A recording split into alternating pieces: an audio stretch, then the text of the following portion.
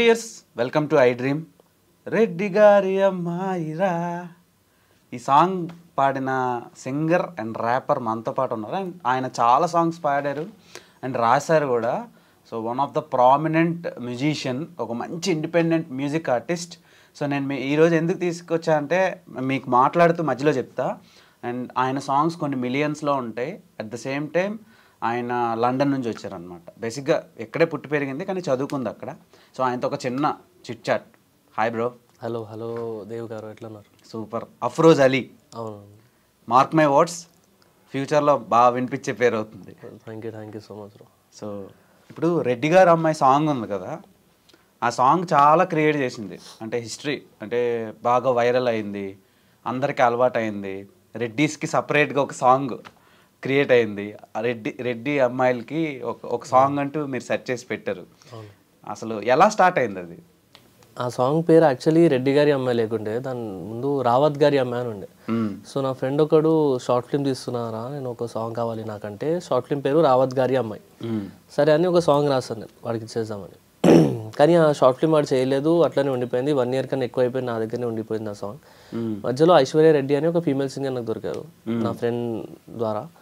So మేమిద్దరం కలిసి ఒక సాంగ్ చేద్దామని ప్లాన్ చేసి, రావత్ గారి అమ్మాయి అని ఒక తెలుగులో ఒక సాంగ్ రాస్తుండే నేను. అది ట్యూన్ చాలా బాగుంటుంది, నాకు ఇష్టం. దాన్ని ఏదైనా ఒకటి చేద్దాం మనం అని చేశాను. దానికన్నా ముందు నేను అన్ని ర్యాప్ సాంగ్స్ చేశాను, అంటే హిప్ హాప్లోనే చేశాను నేను అన్ని. సో ఇది ఫస్ట్ టైం నాకు మెలోడీలో ఒక సాంగ్, దట్టు తెలుగులో, డిఫరెంట్ లాంగ్వేజెస్ రాసినప్పుడు. సాంగ్ రెడ్డి గారి అమ్మాయిని ఎట్లా మార్చిన అంటే, ఐశ్వర్య రెడ్డి కదా, సో ఒకసారి రెడ్డి గారి అమ్మాయిని చూసాం బాగుంటుందా అని అట్లా చేస్తే సెట్ అయిపోయింది అది. ఇంకా ఎలాగైనా ఐశ్వర్య రెడ్డి కూడా ఉంది ఫ్రేమ్లో, సో తనే పాడుతుంది కాబట్టి అంత ఏం కాంట్రవర్సీస్ కూడా రావు కదా అని మేము అట్లా చేసేసినాం సాంగ్. ఆ రెడ్డి తప్ప ఇంకా వేరేది ఏమైనా పెట్టినా బాగా వస్తలేదు, సింక్ అయితే లేదు. సో రెడ్డి అనేది మంచి సింక్ అయిపోయింది కాబట్టి ఇట్లా చేసేసినాం ఆ సాంగ్. ఇంకా ఫస్ట్ అది ఒక బ్రేకప్ సాంగ్ ఉండే రావత్ గారి అమ్మాయి అనేది, తర్వాత అది లవ్ సాంగ్ లాగా మొత్తం లిరిక్స్ మార్చేసి చేశాను. ఎనీవే బాగా వైరల్ అయింది. సో సాంగ్ దాని మీద ఎంత బ్రో జనరేట్ అయింది మీకు రెవెన్యూ? ఎంత అంత అయింది. మీరు హ్యాపీ అన్నదానికి? నేను హ్యాపీ బ్రో. అంటే పెట్టిన దానికి రేషియో చెప్పండి అట్లీస్ట్. మనం మ్యాథ్స్లో కొంచెం వీక్ బ్రో, అట్లా రేషియో అంటే కాదు. ఇప్పుడు మ్యూజిక్లో టాప్ కదా, మ్యాథ్స్లో వీక్ అయినా. మ్యూజిక్లో టాప్ అంటే వచ్చినాయి బ్రో, మంచిగా వచ్చినాయి. ఎంత పెట్టినానో దానికన్నా ఒక 100 times ఎక్కువ వస్తుంది. అంటే నేను 12,000 పెట్టినా బ్రో దానికి. ఓకే, అంటే 12 lakhs వచ్చినాయి. 100 times అంటే అంతే కదా. ఏమో బ్రో మన ఓకే. సో మంచిగానే వర్కౌట్ అయింది అనుకున్నా. అండ్ తర్వాత మీరు చాలా సాంగ్స్ చేశారు. ఇప్పుడు పుట్టి పెరిగింది ఎక్కడ బ్రో మీరు? ఇక్కడనే హైదరాబాద్ బ్రో. పుట్టింది మొత్తం హైదరాబాదే, పెరిగింది కూడా హైదరాబాద్, కుక్కట్పల్లి యాక్చువల్లీ. అంటే ఫస్ట్ బేగంపేటలో ఉంటుండే, తర్వాత అక్కడ నుంచి కుక్కట్పల్లి సైడ్ మేము షిఫ్ట్ అయిపోయినాం. ఇంకా 20 years నుంచి ఇక్కడనే. ఓకే. సిబ్లింగ్స్? ఒక అక్క ఉన్నారు, ఇప్పుడు తను interior designer, so manager post, 6 years నుంచి జాబ్ చేస్తున్నారు. Okay, super. సో అమ్మ నాన్న? మమ్మీ డాడీ ఇద్దరు, అంటే మమ్మీ టైలర్, మమ్మీకి టైలర్ షాప్ ఉంది, బొటీక్ ఉంది. ఇప్పుడు బొటీక్ లాగా కన్వర్ట్ చేసేసినాము. డాడీ కూడా అదే ఫీల్డ్లో మగ్గం వర్క్ చేస్తారు. సో మాకు 2 shops ఉన్నాయి కుక్కట్పల్లిలో. Super, cute family. సో బేసిక్గా ఎవరైనా ఫ్యామిలీస్లో ఒక మిడిల్ క్లాస్ ఫ్యామిలీస్ నుంచి, ఎక్కువ స్టార్స్ మిడిల్ క్లాస్ ఫ్యామిలీస్ నుంచి, పూర్ ఫ్యామిలీస్ నుంచే వచ్చి చాలా ట్రెండ్ సెట్ చేసిన వాళ్ళు చాలామంది ఉన్నారు సొసైటీలో. కానీ వాళ్ళ ఫ్యామిలీ కానీ సొసైటీ కానీ వాళ్ళని హోల్డ్ చేస్తుంది, ముందుకు రానివ్వదు. ఎందుకంటే చాలా సర్కమ్స్టాన్సెస్ అలాంటివి. ఫర్ సపోజ్ నేను ఒక కలెక్టర్ అవుతాను, ఇంజనీర్ అవుతాను, డాక్టర్ అవుతానంటే ఓకే ఓకే అంటారు. అదే ఒక ర్యాపర్ అవుతాను, సింగర్ అవుతాను, యాక్టర్ అవుతానంటే మనకెందుకు రాయన్నీ అని అంటారు. సో దాని మీద మీ ఒపీనియన్ ఏంటి? మీకు అలాంటి అబ్స్టాకిల్స్ వచ్చినాయా? ఇప్పుడు వరకు కూడా ఉన్నాయి బ్రో నాకు. అవునా? ఇప్పుడు కూడా మమ్మీ అంటేది, మంచి ఏదైనా జాబ్ చేసుకోవచ్చు కదరా, ఎందుకు రాయి టెన్షన్స్ అది అంటేది. ఫిక్స్డ్ ఇన్కమ్ ఉండదు, ఎప్పటి వరకు ఉంటామో ఉండమో తెలియదు. మనం ప్రతి లైఫ్ లాంగ్ మనం మంచి సాంగ్స్ చేస్తూనే ఉంటామన్న గ్యారంటీ నీకుండదు, ఎవరికి నువ్వు ఆడియన్స్కి కూడా ఇవ్వలేరు. సో అది యాక్సెప్ట్ చేసి ఒక మంచి సైడ్ ఇన్కమ్ లాగా, లేకపోతే ఇది సైడ్ ఇన్కమ్ లాగా పెట్టుకో, ఒక మంచి సెక్యూర్ జాబ్ ఒకటి తెచ్చుకో, లేకపోతే ఏదైనా పని చేసుకో అని చెప్తుంది. ఇప్పుడు కూడా మమ్మీ అదే చెప్తాను నాకు. ఇప్పుడు కూడా ఇంటర్వ్యూస్ ఇస్తున్నాను యాక్చువల్, నేను చెప్తే ఎవరు నమ్మరు కానీ. అవునా?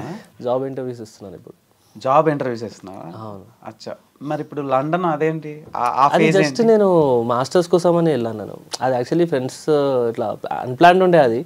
నార్మల్గా నేను సర్టిఫికేట్ తీసుకోవడానికి వెళ్ళాను నేను మా కాలేజ్కి. అయిపోయింది కాలేజ్, సర్టిఫికేట్ తీసుకోవడానికి వెళ్తే క్యాంటీన్లో నేను మా ఇద్దరు ఫ్రెండ్స్ కూర్చొని మాట్లాడుతున్నాం.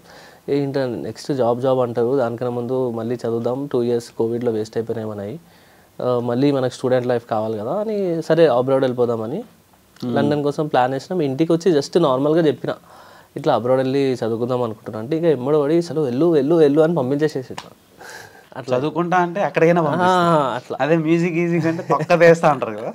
అంటే నాకు మ్యూజిక్ కూడా నేర్చుకోమని చెప్పారు యాక్చువల్లీ, కానీ నేను కావాలని నేర్చుకుంటలేను మ్యూజిక్. ఎందుకంటే ఇప్పటివరకు నేను నేర్చుకోకుండానే సాంగ్స్ ఇంత మంచి వైరల్ వెళ్ళినాయి.